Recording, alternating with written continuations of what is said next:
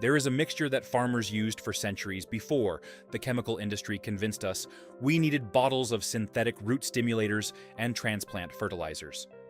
A simple paste made from 3 ingredients you can find in any backyard. When you dip your seedling roots into this before planting, the survival rate jumps to nearly 100%. Even in drought, even in poor soil, even when transplanting in the middle of summer heat. Today, you will discover why this method was deliberately erased from modern gardening books. You will learn the exact recipe that old-time gardeners guarded like gold. And by the end, you will understand that the secret to transplant success is not in expensive products, but in understanding how roots actually work. But to grasp the full picture, you need to stay until the end, because each component of this mixture serves a specific biological function.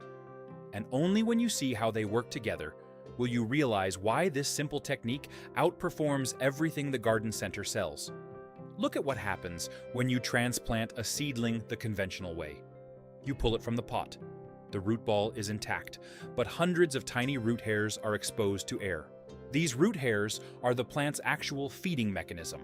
They are microscopic extensions of the root surface, each one covered in a thin film of moisture. That moisture is essential. It allows nutrients dissolved in soil water to pass through the cell membrane into the plant. But the moment you expose roots to air, that moisture film evaporates. Within seconds, the root hairs begin to dry. Within minutes, they are dead.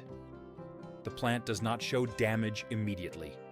You put it in the ground, water it, and it looks fine. But underground, it has lost 30 to 50% of its absorptive capacity. It cannot take up water efficiently. It cannot access nutrients. It goes into shock. Leaves wilt. Growth stalls. Some plants recover after a week or two, rebuilding their root hair network. Others never fully recover. They limp through the season, stunted, struggling, and you blame the weather or the soil or bad luck. But the real damage happened in those few seconds between pot and ground. Now imagine a different scenario. Before you transplant, you dip the roots into a thick paste. The paste coats every surface, every root hair, every tiny fissure in the root bark. It creates a protective layer that holds moisture against the root tissue. When you plant the seedling, the roots are still wet, still functional. The root hairs do not die. They continue working immediately. The plant experiences almost zero transplant shock. It begins growing the same day. By the end of the first week, it has established new roots and is thriving. By the end of the second week, it looks like it was never moved. This is not theory. This is observable, repeatable reality. And the paste that makes it possible is called clay slurry, or in old farming terminology, puddle. Clay slurry is exactly what it sounds like. Clay mixed with water to a consistency somewhere between yogurt and mud. But not just any clay, not the clay from craft stores that is refined and processed. Natural clay, the kind you dig from subsoil or riverbanks, the kind that has been sitting in the earth for millennia, accumulating minerals and beneficial microorganisms. This clay has a unique structure. At the molecular level, it is made of thin, flat particles stacked like sheets of paper. These particles have a negative electrical charge. That charge attracts positively charged molecules, including water, minerals, and organic compounds. When you coat roots in clay, you are essentially wrapping them in a material that naturally holds moisture and nutrients close to the root surface. It is a reservoir, a buffer, a protective film that prevents desiccation while allowing the root to breathe and absorb. But clay alone is only part of the formula.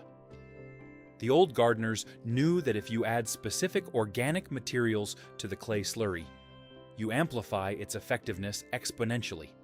The first addition is cow manure. Not fresh manure, which is too hot and can burn roots. Aged manure. Manure that has been composted for at least 3 months, until it is dark, crumbly, and smells like rich earth rather than ammonia. This aged manure brings 2 things to the mixture. First, it contains a full spectrum of nutrients in organic form. nitrogen, phosphorus, potassium, plus trace minerals. When roots are coated in this, they have immediate access to food. They do not have to wait for soil nutrients to dissolve and migrate to them. The nutrients are right there, pressed against the root surface. Second, aged manure is packed with beneficial bacteria, billions of them per gram. These bacteria colonize the root surface, forming a living shield against pathogenic fungi and harmful microbes. They compete for space. They secrete antibiotics. They create conditions that favor the plant and discourage disease. This is biological protection, natural, self-sustaining. Far more effective than any chemical fungicide because it adapts and persists. The second addition is wood ash, specifically ash from hardwood like oak, ash or maple, not coal ash, not ash from treated lumber, pure wood ash from a clean fire. Wood ash is incredibly rich in potassium and calcium. Potassium is essential for root development. It regulates water uptake. It strengthens cell walls. It activates enzymes involved in photosynthesis and stress response. When a transplanted seedling has immediate access to potassium, it can manage water stress far better than a plant that has to forage for it in the soil. Calcium, on the other hand, is the backbone of cell structure. It binds cell walls together. It prevents collapse under heat or drought. A seedling coated in ash-enriched clay slurry has a calcium reserve that keeps its cells firm even when soil moisture is low. This is why the method works in drought. The plant is not dependent solely on soil conditions. It carries its own support system on its roots. Now let me give you the exact recipe. This is not guesswork. This is the formula used by generations of European and Asian farmers, tested across climates and crops. You need 3 parts by volume. 1 part natural clay, 1 part aged cow manure, 1 part water, plus a handful of wood ash per bucket. Start with the clay. If you are digging your own, look for clay subsoil. It is usually found a foot or 2 below the topsoil layer. It will be dense, sticky, gray or red or tan, depending on your region. Dig enough to fill a 5-gallon bucket about a third of the way. Add water gradually. Mix it with your hands or a stick until it reaches a smooth, thick consistency. No lumps, no dry pockets. It should coat your hand completely when you dip it in, but it should not be so thin that it runs off immediately. Think of pancake batter, that thickness. Next, add the aged manure. If you do not have access to cow manure, you can use aged horse manure or well-composted chicken manure, though cow is traditional and most balanced. Break up any clumps. Mix thoroughly. The color will darken. The texture will become slightly grainy. This is good. You want texture. You want the organic particles suspended in the clay matrix. They create tiny pockets where moisture can collect and where roots can breathe. A completely smooth slurry would seal the roots too tightly. The organic matter ensures porosity. Finally, add the wood ash. If you do not have wood ash, you can substitute a small amount of bone meal or rock phosphate. But ash is superior because it is immediately available to the plant. Stir it in until evenly distributed. The slurry is now complete. It should be thick enough to cling to roots, but thin enough to work with. If it is too thick, add a little more water. If it is too thin, add a bit more clay. You will know it is right when you can dip a bare root seedling and pull it out with a complete, even coating that does not drip off in globs. Before you plant, prepare your seedlings. If they are in pots, water them lightly an hour before transplanting. This makes the root ball easier to remove without tearing roots. When you are ready, gently remove the seedling from its container. Do not yank. Tap the bottom of the pot. Squeeze the sides if it is flexible plastic. Slide the root ball out carefully. If roots are circling the bottom, gently tease them apart with your fingers. You do not need to remove all the potting soil. Just loosen the outer roots so they can spread into the native soil. Now dip the entire root system into the clay slurry. Submerge it completely. Hold it for a few seconds. Lift it out. Let excess drip back into the bucket. The roots should be evenly coated, every surface covered. It will look muddy.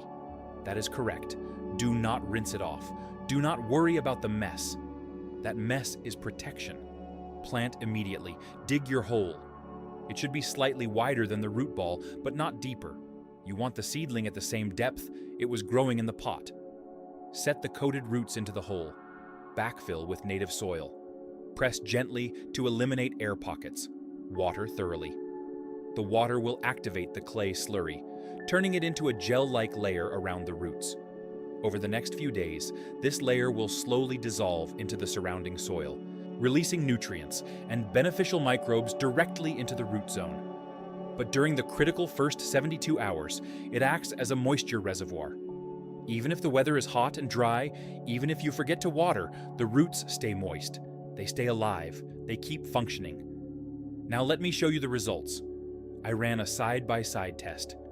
20 tomato seedlings, 10 transplanted with clay slurry, 10 transplanted conventionally, just pulled from pots and planted. Same variety, same age, same soil, same watering schedule. For the first 3 days, there was no visible difference. All 20 plants looked fine.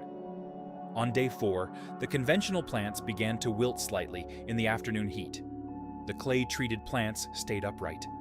On day 7, the conventional plants had recovered, but showed slower growth. The clay-treated plants had already put out new leaves. On day 14, the difference was dramatic. The conventional plants were about 6 inches tall, with pale green foliage. The clay-treated plants were 10 inches tall, with dark, vibrant leaves and thicker stems. By day 30, the clay-treated plants were twice the size and already flowering. The conventional plants were still struggling to catch up. This is not a one-time fluke. This is a consistent pattern. I have tested this on tomatoes, peppers, cabbage, strawberries, eggplant, lettuce transplants, even on bare root fruit trees. The results are always the same. Clay slurry reduces transplant shock to nearly zero. It accelerates establishment. It improves drought resistance. It boosts overall vigor, and it costs almost nothing. A bucket of clay slurry can treat 50 seedlings. The materials are free if you dig your own clay and have access to manure and ash. Even if you have to buy clay and compost, the cost is pennies per plant. Compare that to commercial root stimulators, which can cost $10 to $20 per bottle and treat maybe 20 plants. Have you ever used clay or mud on plant roots before transplanting? Drop a comment and let me know. I am genuinely curious how many people still know this old method. But here is where it gets even better. You can enhance the basic clay slurry formula with modern biological amendments that were not available to old-time farmers. Specifically, you can add trichoderma. Trichoderma is a genus of beneficial fungi that colonizes plant roots and provides multiple layers of protection. It outcompetes pathogenic fungi for space and nutrients. It produces enzymes that break down the cell walls of harmful organisms. It stimulates the plant's own immune response, making it more resistant to disease. It even helps solubilize nutrients in the soil, making phosphorus and micronutrients more available to the plant. You can buy trichoderma as a powder from garden supply companies. It is usually labeled as a biological fungicide or root inoculant. Add a teaspoon per gallon of clay slurry. Mix it in just before you use the slurry, because trichoderma is a living organism, and you want it fresh and active when it contacts the roots. There is also another old addition that some farmers used, particularly in areas with alkaline soils. Vinegar. Just a tablespoon per gallon of slurry.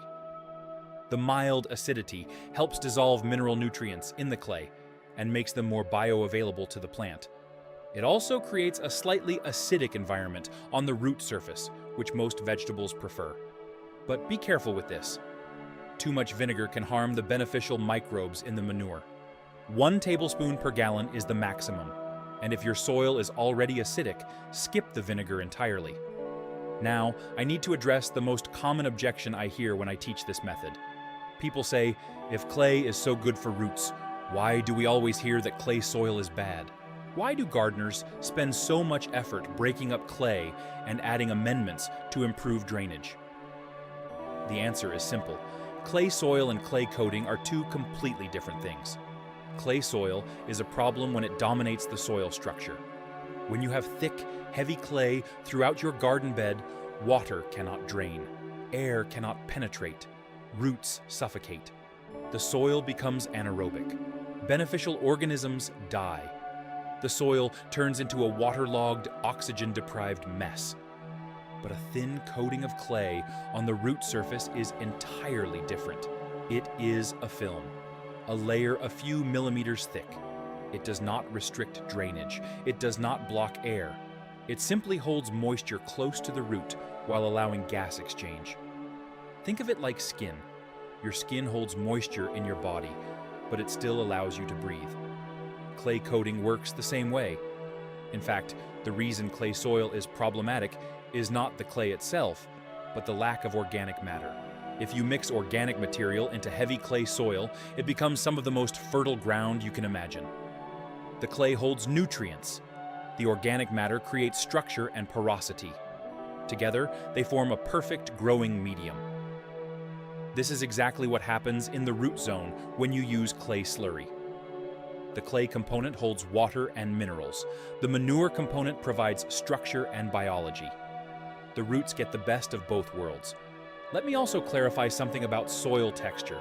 When I say natural clay, I do not mean pure clay. Pure clay, 100% clay particles with no silt or sand, is rare, and would indeed be too dense for this purpose. What you are digging when you excavate subsoil is usually a mix. Predominantly clay, yes, but also containing silt, fine sand, and mineral fragments. This natural mix is ideal. It has enough clay particles to provide the moisture-holding and nutrient-binding properties, but enough coarser particles to maintain porosity. If you buy clay, look for bentonite clay or potter's clay from a ceramic supplier. These are natural clays that work well. Avoid anything labeled as industrial clay or chemically treated clay. You want raw material, as close to what you would dig from the earth as possible. Now let us talk about timing. When is the best time to use clay slurry?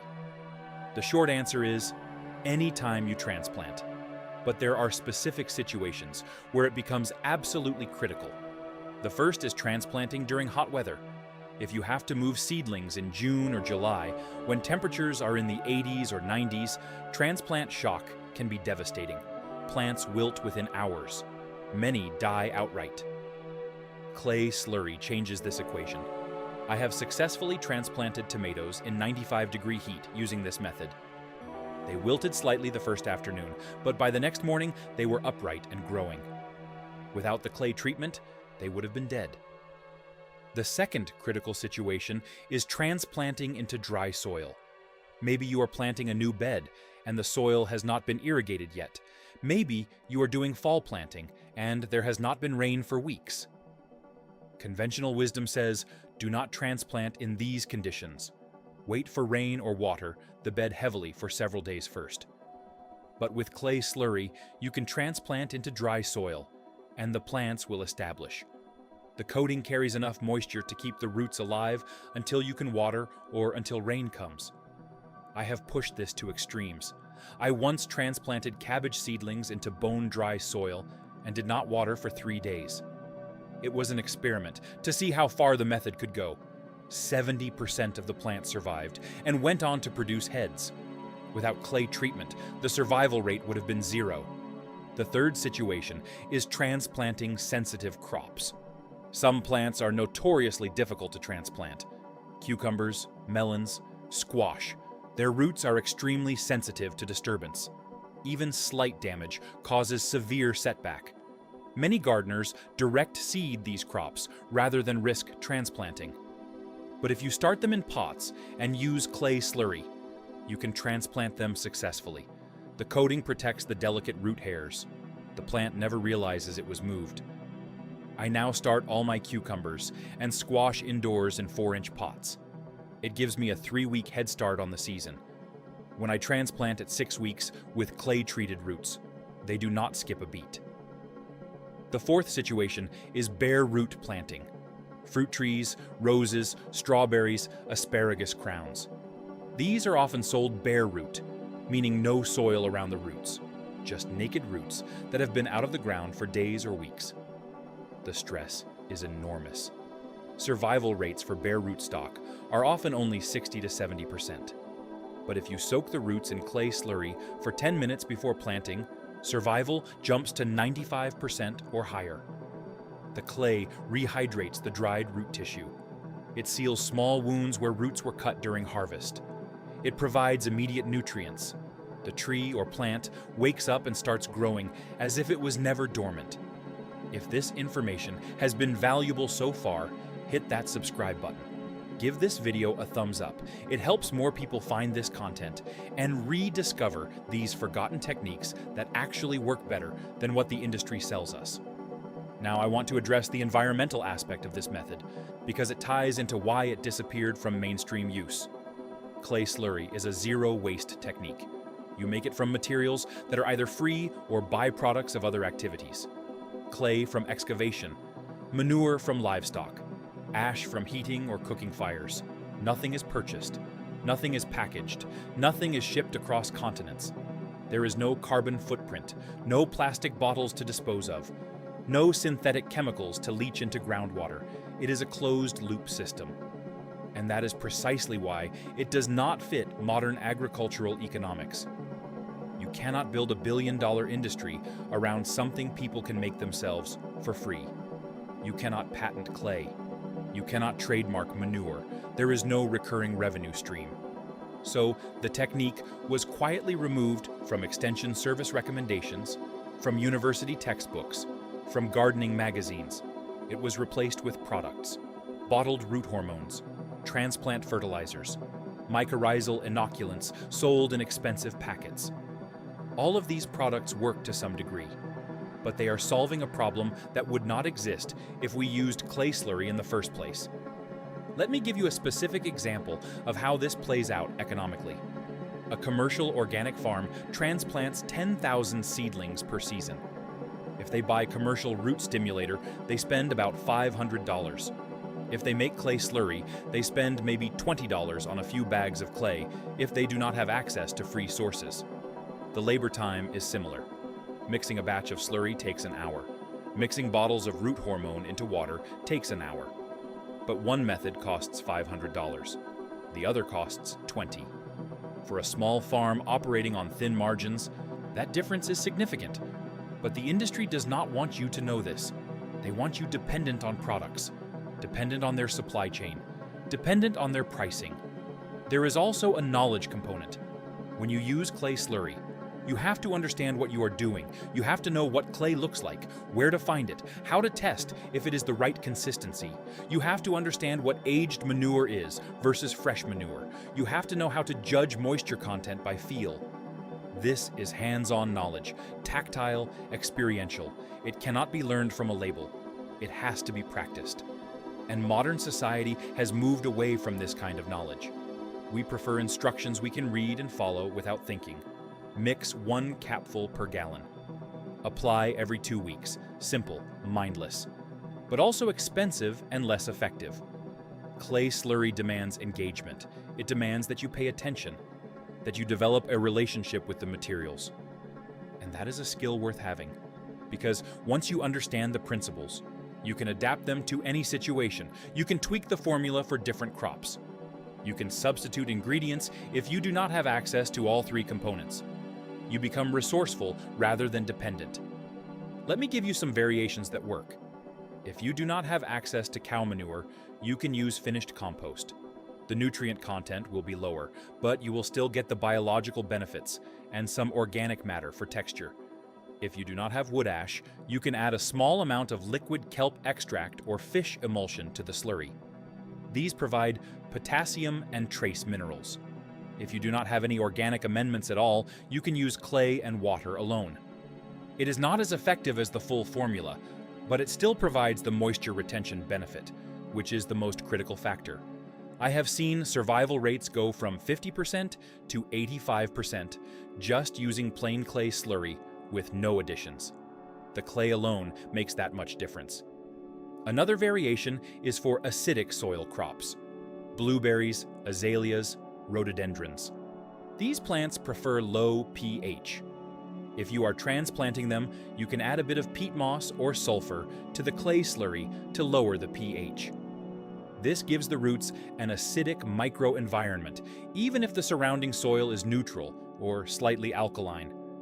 It helps them establish while they adjust to the native soil conditions.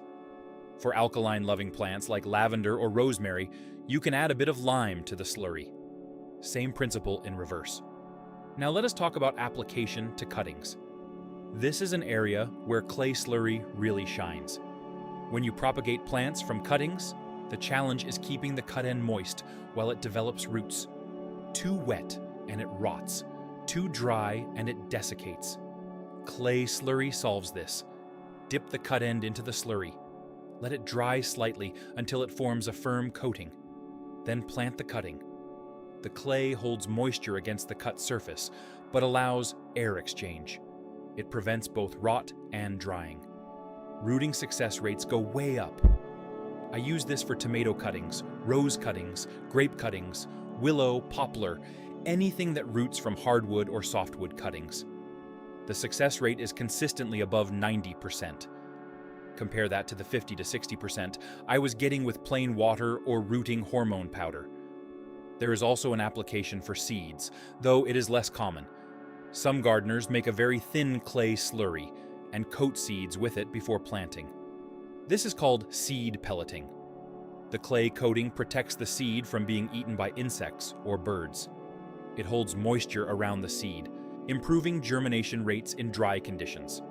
It can also carry beneficial microbes or nutrients directly to the germinating seedling. I have experimented with this on carrots and lettuce, which have tiny seeds that dry out easily. Coating them in a thin layer of clay mixed with compost tea gave me germination rates 10 to 15% higher than untreated seeds. It is fiddly work, not practical for large-scale planting, but for a small garden it is worth trying. Now I want to talk about what happens at the cellular level when roots are coated in clay, because understanding the biology makes you appreciate why this works so well. Plant roots are covered in root hairs, which are extensions of single cells.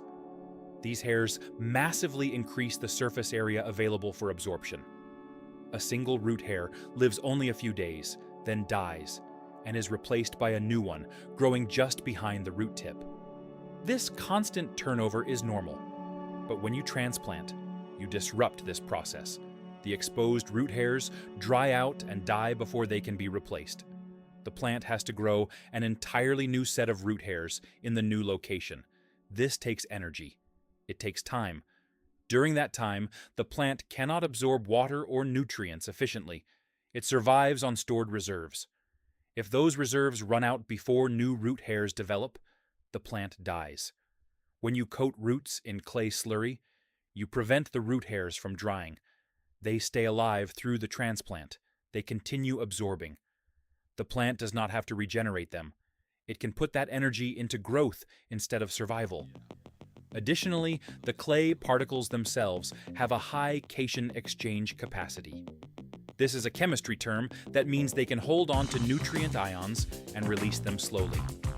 When roots are coated in clay, they are surrounded by a nutrient bank. As the plant takes up nutrients, more are released from the clay particles. It is a buffered system, stable, reliable. This is why clay-coated plants show such vigorous growth immediately after transplanting. They are not stressed. They are not depleted. They hit the ground running. The beneficial microbes in the manure play a role too. When these bacteria colonize the root surface, they form biofilms. These are slimy layers of microbial cells that coat the root. The biofilm has multiple functions. It protects the root from pathogen invasion by occupying all the available space. It secretes enzymes that break down organic matter in the soil, releasing nutrients the plant can use. It produces growth hormones like auxins and cytokinins that stimulate root branching and cell division. Essentially, the biofilm turns the root zone into a highly active, nutrient-rich, protected microenvironment. The plant does not have to work as hard to survive. It can focus on growth. This brings me to a critical point about soil health. When you transplant with clay slurry, you are not just helping the individual plant. You are inoculating the soil with beneficial biology. Those microbes do not stay on the roots. They spread into the surrounding soil. They multiply. They begin to improve the soil structure and nutrient cycling. If you transplant 50 seedlings treated with clay slurry, you are essentially adding 50 doses of beneficial microbes to your garden. Over time, this has a cumulative effect. The soil becomes healthier, more alive. Future plants grow better, even without the clay treatment, because the biology is already established. This is regenerative agriculture in miniature. You are not extracting, you are building. Let me share a story that illustrates the power of this method. A few years ago, I was helping a friend start a market garden. She had a 1/4 acre of decent soil, but limited budget. No money for drip irrigation, no money for shade cloth or transplant fertilizers. We started 2,000 seedlings in her basement. Tomatoes, peppers, eggplant, cabbage, kale. When it was time to transplant in May, we knew it would be rough. The forecast showed a week of hot, dry weather right after transplanting. No rain. We mixed up a 50-gallon drum of clay slurry. Clay from a nearby construction site, aged horse manure from a neighbor with a small farm, wood ash from her fireplace. We dipped every single seedling. It took us a full day. The next day we transplanted everything. For the next week, we watered only twice. Light watering, just to settle the soil. It was not enough. If you had asked any conventional farmer, they would have said those plants would be dead within 3 days. But they were not. They wilted slightly in the afternoon. By morning, they recovered.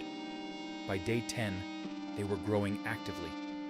By day 20, they looked like they had been in the ground for 2 months. She harvested over 6,000 pounds of vegetables from that 1/4 acre that season.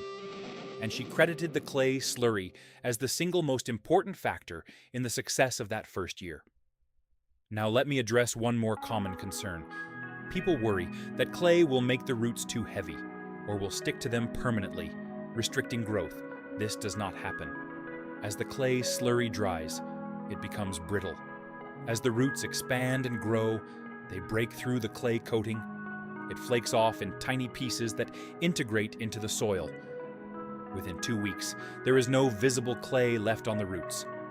It has done its job during the critical establishment period, and then it disappears. The roots are free to grow normally. In fact, how buntsum. Because the coating protected the root hairs during transplant, the root system is often more extensive than it would have been without treatment. More branching, more surface area, better anchoring, better nutrient uptake. There is also a question about whether this method works in containers. If you are transplanting seedlings from small pots to larger pots rather than into the ground, can you still use clay slurry? The answer is yes, with one modification. You want to use a thinner slurry. More water, less clay.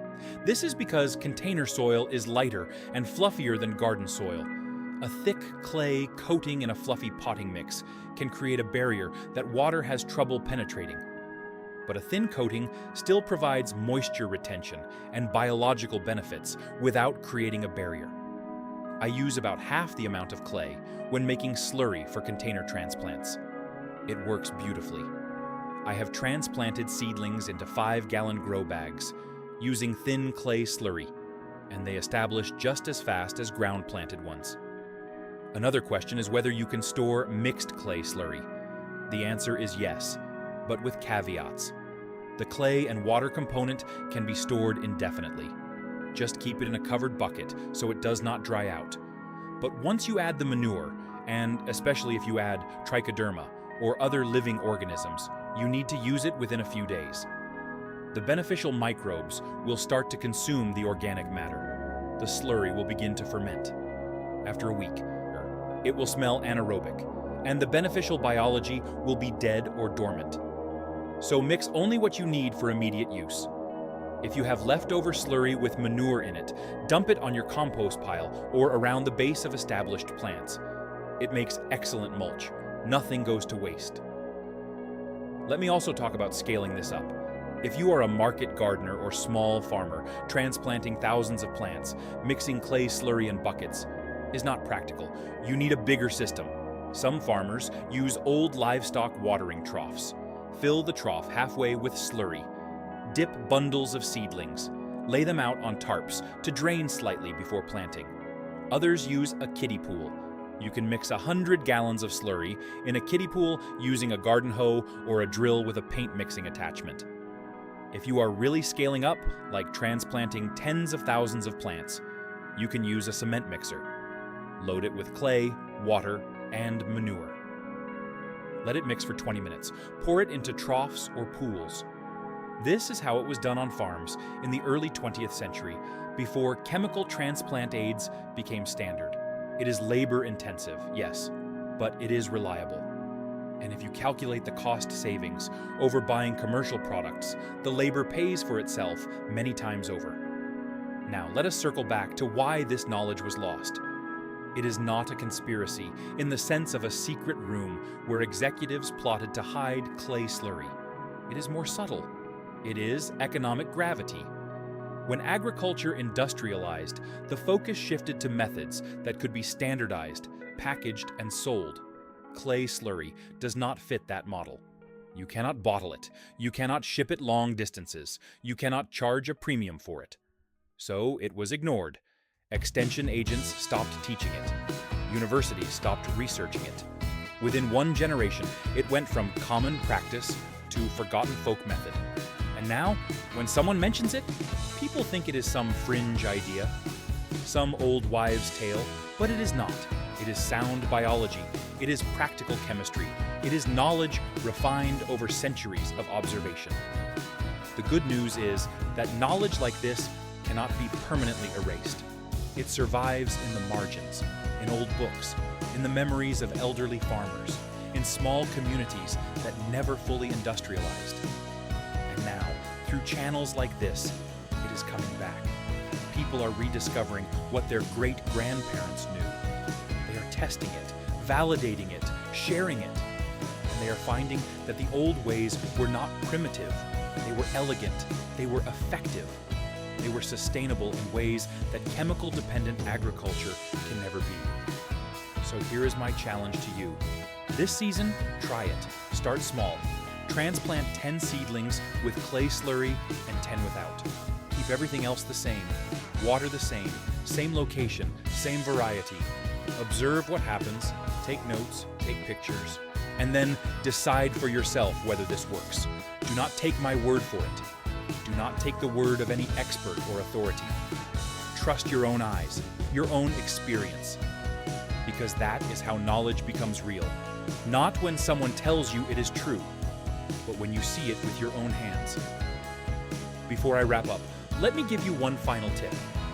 If you are using this method for the first time, practice on something cheap and fast-growing. Lettuce transplants are perfect. They cost pennies. They grow quickly. You will see results in a week. This lets you dial in your slurry consistency and technique without risking expensive seedlings. Once you are confident, move on to tomatoes, peppers, and other high-value crops. Build your skill progressively. And remember, the goal is not perfection. The goal is better results than you are getting now. If your current transplant survival rate is 70% and clay slurry gets you to 90%, that is a win. Even if it is not 100%, even if a few plants still struggle, you are moving in the right direction. You are reclaiming a piece of agricultural wisdom that was nearly lost. You are making yourself less dependent on industrial inputs. You are proving that simple, free methods can outperform expensive products. And that matters, not just for your garden, but for the broader culture of how we relate to the land. So now it is your turn. Are you going to try this method this season? Leave a comment below and tell me.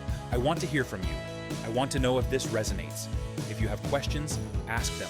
If you have experience with similar techniques, share it. Let us build a community of people who remember how to work with the land instead of against it. And if you found this valuable, hit subscribe, smash that like button. Share this video with anyone who gardens or farms. Because the more people who know this, the less power the industrial system has over us. Every person who learns to make clay slurry is one less person buying bottles of chemicals they do not need. And that is how we change things. Not through protest, not through politics, through knowledge, through practice, through passing it on. The clay is waiting, the manure is waiting, the seedlings are waiting. All you have to do is mix them together and see what happens. I promise you it will change how you think about transplanting forever.